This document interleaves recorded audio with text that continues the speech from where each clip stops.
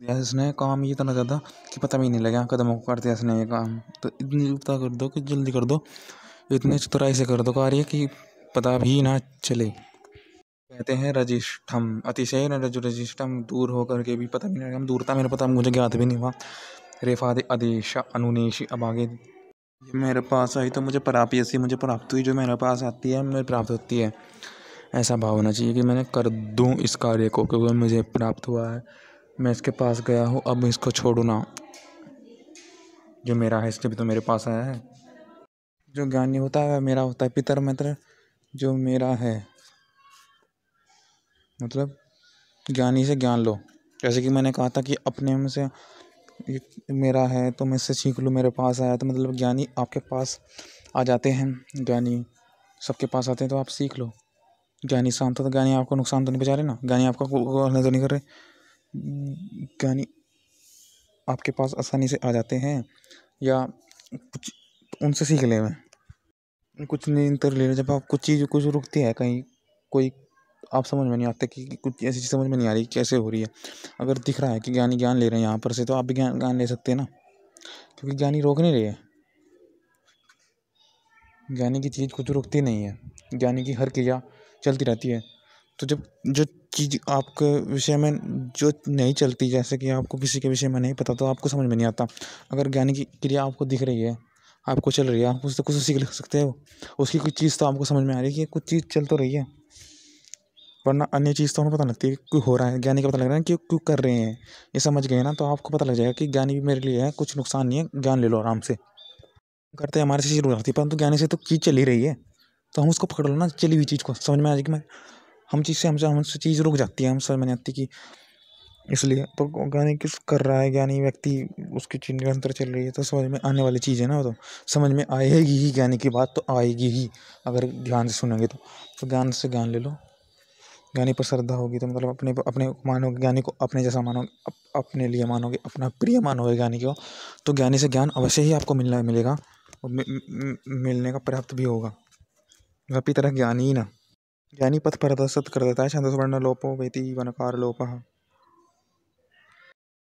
जैसे ज्ञानी को अपनी चीज़ प्रिय, ज्ञानी आपको अपनी चीज़ प्रिय करवा देगा, जैसे कि वो ज्ञान से प्रिय करता है, ज्ञान को जाता है। ऐसे भी जैसे कि आपकी कुछ चीज़ है, आपको कुछ पसंद आता है कि मैं मुझे पसंद आती है ये चीज़ है, जो सब चीज़ मुझे पसंद आती है, ये चीज़ नहीं मेरी, मेरी पसंद मेरी चीज़ है। समझ रहे हो आप कि चीज़ों से मैं कुछ सीख लेता हूँ, यह मेरी ज्ञान है, ये मेरे में खूबी है कि मैं इन चीज़ों से कुछ, तो ये चीज़ें हैं मेरी, ये चीज़ें मेरी से है ना, कि मैं ऐसा कर लेता हूँ तो मैं ही सिर्फ एक चीज़ नहीं मेरी कि मैं मुझे बस ये खुश आ रहा तो मेरा बस वही खुशी में उसी खुशी में खुशी होता रहूँ, या खुशी नहीं होती।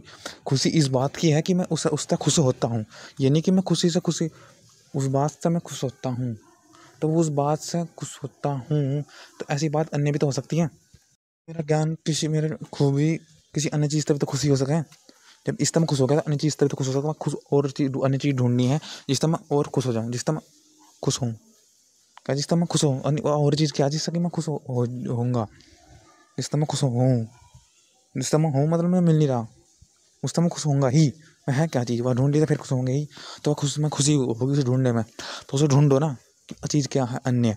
तो उसे ज्ञान विचार का थोड़ा ही कहीं ना कहीं जाना पड़ता है, किसी को ज्ञान बनाना पड़ता है। मतलब एक चीज़ से थोड़ा ही कि एक जगह एक स्तर पर भोग में एक स्तर पर रहता है व्यक्ति, अगर खुशी को ढूंढ रहा है अपनी, तो फिर वह बहुत जगह से खुशी लेने का उत्तम चीज़ों को सीखता चला जाता है, अपने खुशी को सीखता है।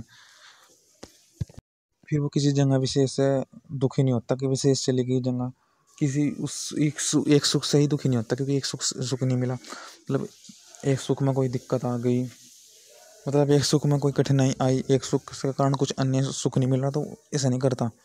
एक गुण के कारण हमें अन्य कोई गुण से हानि मिल रही तो गलत नहीं, तो एक गुण पर निर्भर रहता है। वो देखो अन्य गुण अन्य खुशी के हाथ और दूसरी खुशी भी देखता है कि ये भी मेरी खुशी है, कि एक खुशी मेरी यह भी है, तो अपनी खुशी से खुश होता है कि मैं इससे खुशी मिल जाती है मुझे। तो ऐसी ऐसी चीज़ खुशी अन्य ढूंढता है, वह ऐसी वस्तु ऐसा ज्ञान और भी ढूंढता है।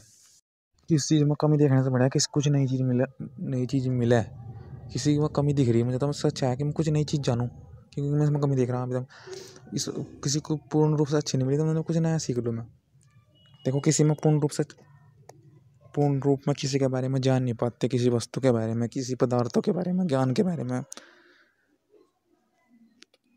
इससे तो अच्छा है कि कुछ जो नहीं पता उस नए ज्ञान को पता करने का प्रयास करें, कि उससे इसके बजाय कि उसका दुख हम झेल लो जाएं, उसका दुख हम उसके दुख में दुखी हो ही रहे हैं कि मुझे पूरा पता नहीं, इसका पूरा नहीं पता। तो अन्य चीज़ भी तो पता कर, इससे अच्छा है कि अन्य चीज़ पता कर लो कि अन्य क्या है। तो अच्छा है कि हमारा नए सुख से कल्याण हो जाए। हम पूरी चीज़ को जान नहीं पाते तो हमें लगा ना कि हमारा कल्याण कम होता जा रहा है, क्योंकि हम जाने इससे कुछ अधिक कल्याण नहीं हो रहा। अब नई चीज़ से जितना हो सका नहीं जानी, उससे अधिक कल्याण हुआ ना। इस चीज़ को जितना जाना था अब इसको जाना नहीं मनना, अब इससे कल्याण नहीं हो रहा। इससे अच्छा इसमें समय दो, इससे अच्छा तो थोड़ा मतलब अन्य चीज़ मत दे दो जिससे कि कल्याण हो जाए। अन्य सुख को जान रहे इसमें धर थोड़ा सा देते रहो, इसे भी जानो, इसे भी पूरा जानो, किसी वस्तु को भी पूरा जानो, परंतु अभी जान नहीं पा रहे, कल्याण नहीं हो रहा। सबसे अच्छा यही है कि अन्य चीज़ पर जाओ जिससे कि कल्याण थोड़ा तो हो, जिससे कि नया ज्ञान नया कल्याण जाने। पूर्ण ज्ञान के बजाय थोड़ा नया ज्ञान जान ले, नए ज्ञान पर जान चले जाएं जिससे कि कल्याण हो जाए। देखो ये मन को बस में करने वाली बुद्धि जिससे कि नए ज्ञान को हम प्राप्त कर, जिससे कल्याण हो जाए। ध्यान और धैर्य को तो ज्ञान लेना है हमें, गुण कर्म स्वभाव को जानना है। तो धन को सेवते सेवते हैं संत आप हम लोगों को अत्यंत सीधे मार्ग को अनुकूलता से पहुंचाते हो।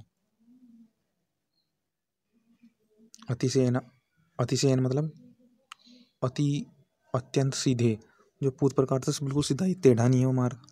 अतिशयन जिसमें बिल्कुल सीधा ही है, अतिशयन प्रकाष्ठा से बिल्कुल सीधा है, अत्यंत अतिशयन सीधा मार्ग से अनुकूलता से ही हम जाएं, कहीं कष्ट ना हो। बात है कष्ट की अपेक्षा कुछ नए कल्याण की ओर जाओ।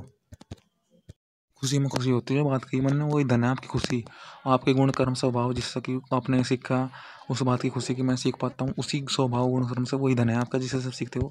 आपके गुण कर्म ही के लिए आप इधर से उधर ज्ञान प्राप्त करो, पूरा अन्य ज्ञान भी इसी कर्म स्वभाव, तो वही अनुकूल से इससे आप हमारे सत्कार के योग्य हो। हे ईश्वर आप सब ऐश्वर्य युक्त हो, हमें भी सब प्रकार के ऐश्वर्य से युक्त करो।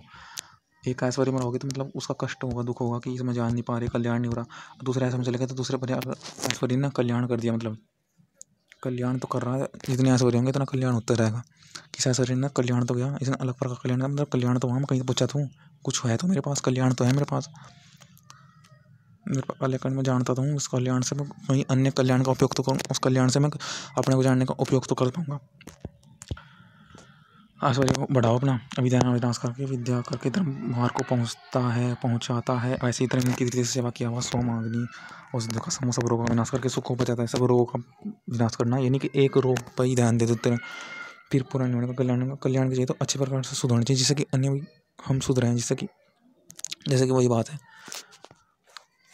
अच्छे हैं हमारा कल्याण हुआ तो उससे और कल्याण कर सकते हैं। अगर रोग दूर हुए, अच्छी प्रकार रोग दूर हुए तो और रोग को दूर कर सकते हैं। अच्छा व्यक्ति है, एक आधा रोग आ गया तो उसे दूर कर देगा, तो अच्छी प्रकार से सारे रोग दूर करो सो जिससे कि आधा रोग दूर हो ही जाए। ये बिल्कुल स्वस्थ है ना, छोटी मोटी चीज़ को तो कर देता है, समझ गए।